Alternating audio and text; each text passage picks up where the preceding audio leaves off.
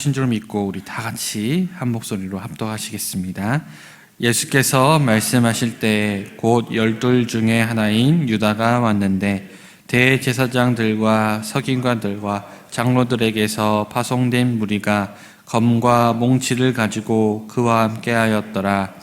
예수를 파는 자가 이미 그들과 군호를 짜 이르되 내가 입맞추는 자가 그이니 그를 잡아 단단히 끌어가라 하였느니라. 이에 와서 곧 예수께 나와 랍비어 하고 입을 맞추니 그들이 예수께 손을 대어 잡거늘 곁에 서 있는 자 중에 한 사람이 칼을 빼어 대제사장의 종을 쳐 그 길을 떨어뜨리니라. 예수께서 무리에게 말씀하여 이르시되 너희가 강도를 잡는 것 같이 검과 몽치를 가지고 나를 잡으러 나왔느냐. 내가 날마다 너희와 함께 성전에 있으면서 가르쳤을 때 너희가 나를 잡지 아니하였도다. 그러나 이는 성경을 이루려 함이라 하시니라.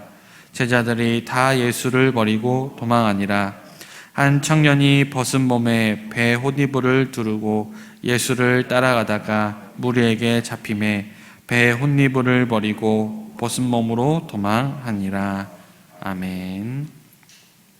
오늘 우리가 함께 읽은 본문 말씀을 중심으로 홀로 남겨지신 예수님이란 제목으로 함께 은혜를 나눠보려고 합니다. 예수님의 제자였던 가룟 유다는 예수님의 행보가 자신의 의도와는 다른 방향으로 향하자 실망하여 분노합니다. 그래서 결국 그는 돈을 받고 자신의 스승인 예수님을 팔기로 결정합니다. 심지어 그 과정 속에서 예수님께서는 가룟 유다에게 여러 번 회개를 촉구하셨지만 회개를 촉구하는 그 주님의 음성을 듣고도 그는 무시하였습니다. 그는 예수님을 완전히 팔아넘기기로 작정하였고 사람들을 이끌고 예수님을 찾아왔습니다. 오늘 본문은 예수님을 팔아넘기기 위해 사람들을 이끌고 예수님을 찾아온 그 가룟 유다와 또 예수님께 벌어진 사건들을 다루고 있습니다. 오늘 43절의 말씀을 보니 예수님께서 유월절 만찬에서 예고하신 대로 가룟 유다가 예수님을 배신하였습니다. 예수님의 말씀대로 유다는 산에 들린 의원들, 즉 대제사장, 서기관, 장로들이 보낸 그 무리들을 이끌고 예수님을 찾아왔습니다. 그리고 그들은 예수님께 나올 때 검과 몽치를 가지고 왔습니다. 그렇다면 산에 들린 의원들이 보냈던 그 무리들, 예수님을 잡으러 온 그 무리들은 도대체 어떤 사람들이었을까요? 사실 성경에 정확히 명시하고 있지는 않지만 이 무리는 성전 경찰들, 다시 말해서 그 당시에 성전을 경비하던, 성전을 지키던 성전 경찰들이었을 것으로 추측이 됩니다.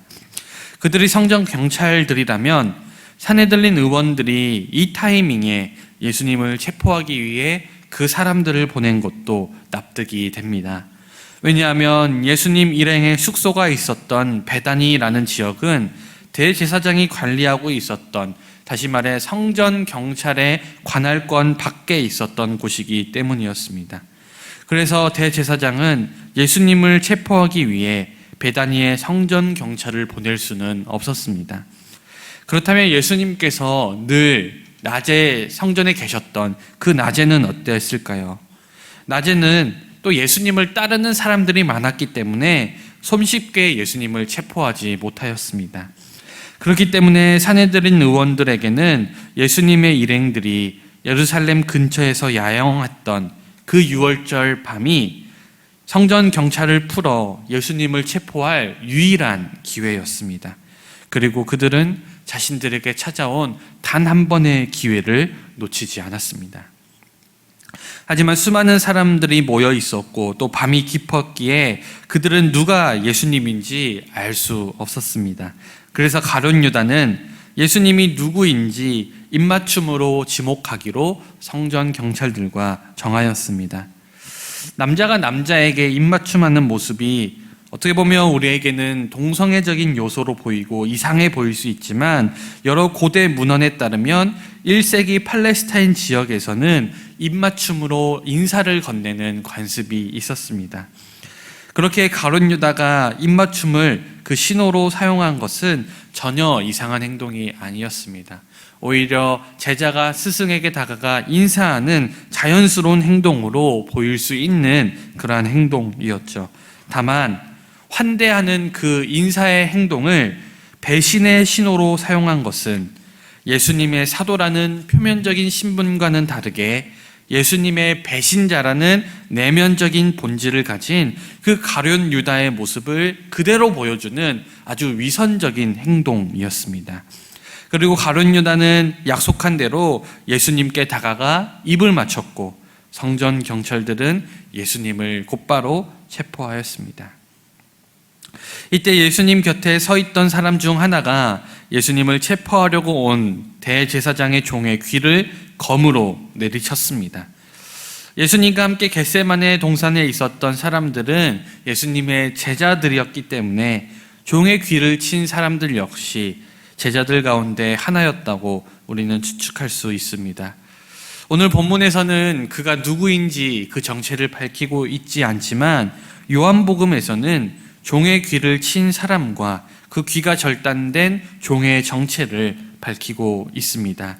바로 종의 귀를 친 제자는 베드로이고 검에 맞은 사람은 말고라는 사람이었습니다. 예수님께서는 자신이 잡힐 줄 미리 알고 계셨지만 제자들은 전혀 모르고 있었다는 점을 통해 미루어 볼 때 베드로는 평소에도 늘 검을 지니고 다녔음을 우리가 알 수 있습니다. 또한 무장한 성전 경찰들이 예수님을 잡으러 왔을 때 그가 검을 휘두르면서 예수님의 체포를 막고자 하는 것을 보면 그는 검과 곤봉을 가지고 온 성전 경찰 무리를 두려워하지 않았고 언제든지 예수님께 위해를 가하는 사람이 등장하면 그는 자신이 가지고 있는 그 칼을 사용해서, 다시 말해 무력을 사용해서라도 저항할 준비가 되어 있었던 그러한 사람이었음을 우리가 알 수 있습니다.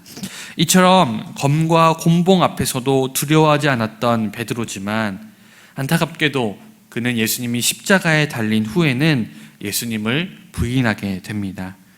이는 예수님이 십자가에 달린 후 제자들이 얼마나 낙심했는지를 보여주는 하나의 현상이죠.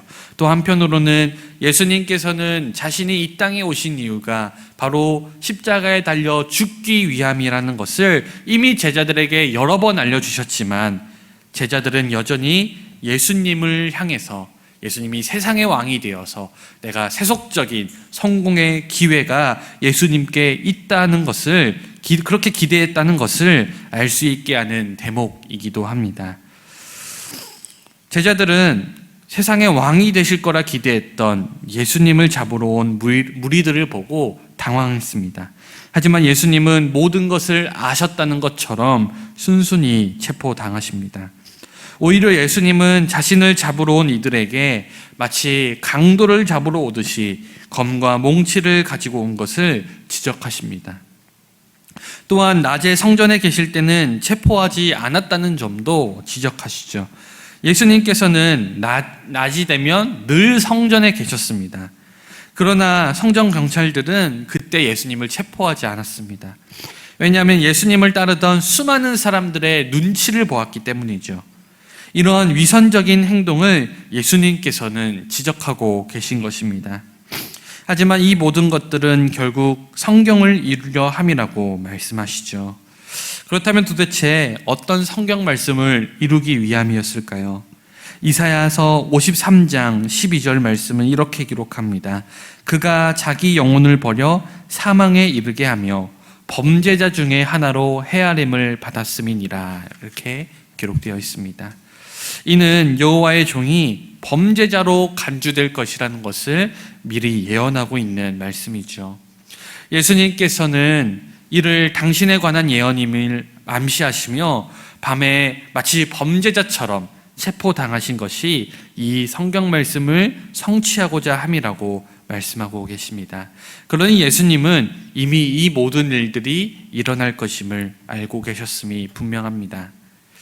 그렇다면 예수님이 붙잡혔을 때 예수님과 함께 있었던 그 제자들은 어떤 반응을 보였을까요? 예수님을 따르다가 어려운 상황이 오면 필사적으로 도망치는 사람들이 있습니다. 오늘 제자들이 바로 그러한 사람들이었어요. 예수님이 붙잡히시자 제자들은 모두 예수님을 버리고 도망쳤습니다. 심지어 한 청년은 맨몸에 세마포를 두르고 예수님을 따라가다가 붙잡히자 그 세마포를 버리고 달아났습니다. 이 청년이 누구였는지 물론 성경에 드러나지 않지만 많은 성경학자들이 이 세마포라는 옷이 비싼 옷이었다는 점을 통해 미루어 볼 때 마가가 아니었을까 추측합니다. 그 청년이 누구였든지 중요한 것은 그가 세마포를 버리고 달아났다라는 사실이죠. 당시의 세마포는 아주 비싼 옷감이었습니다. 그러나 예수님이 체포되자 그는 그 비싼 옷도 포기하고 심지어 알몸이라는 그 부끄러움을 무릅쓰고 도망갔습니다. 이들은 불과 몇 시간 전까지만 해도 주님과 함께 죽는 한이 있더라도 주님을 버리거나 주님을 부인하지 않겠다고 큰 소리치던 사람들이었습니다. 그런데 실제로 위기 상황이 그들에게 닥쳐오자 그 결기는 온데간데 없어지고 목숨을 부지하기 위해 그들은 온 힘을 다해 필사적으로 도망쳤습니다. 하지만 여러분, 이것으로 이들을 비난할 수는 없겠죠. 왜냐하면 우리가 그 자리에 있어도 똑같이 행동하였을 것이기 때문입니다. 사랑하는 여러분, 예수님을 따른다는 그 일은요, 결코 만만한 일이 아닙니다. 물론 우리가 예수님을 따른다고 해서 지금 막 옥에 갇히고 매맞고 죽임당하는 일은 벌어지지 않습니다. 그러나 이 시대에는 새로운 신앙의 시험들이 존재합니다. 그리스도인들에 대한 안 좋은 시선들과 편견들이 존재하고 우리는 그리스도인이라는 사실 때문에 때로는 세상 속에서 손해를 감수해야 될 일들이 존재합니다. 이러한 신앙의 시험대 앞에서 우리는 결코 우리의 의지와 결단만으로는 이 모든 것들을 다 이겨낼 수가 없습니다. 위기가 찾아오기 전에 아무리 그 결심이 굳건하다고 해도 정작 위기가 찾아오면 우리의 의지는 꺾일 것이고 우리의 결단은 시간이 지나면 점차 흐릿해져 갈 것이기 때문입니다. 그러므로 우리는 늘 깨어 기도하며 주님의 능력을 힘입기를 간구해야 합니다. 그렇지 않으면 세상의 욕심에 예수님을 팔아넘겼던 가룟 유다처럼, 그리고 자신의 목숨을 지키기 위해 예수님을 버리고 도망친 제자들처럼 우리도 손쉽게 예수님을 버리고 돌아설 수 있기 때문입니다. 여러분, 우리의 능력을 너무나 신뢰하지 마시기 바랍니다. 우리는 연약한 존재예요. 언제든지 나의 이익이 없으면, 언제든지 나에게 손해가 될 것 같으면 금방 돌아설 수 있는 게 바로 우리들의 마음입니다. 그러니 우리는 주님의 능력을 구해야 합니다. 끝까지 믿음을 지키게 해달라고, 끝까지 주님 돌아서지 않게 해달라고, 그 신앙의 믿음과 양심을 지킬 수 있는 힘과 능력을 달라고 이 새벽에 간절히 간구하시길 소망합니다. 그렇게 전능하신 하나님의 능력을 의지함으로써 세상이 감당할 수 없는 믿음의 사람으로 굳건하게 서나가는 저와 여러분 다 되시기를 주님의 이름으로 간절히 축원드립니다. 기도하겠습니다.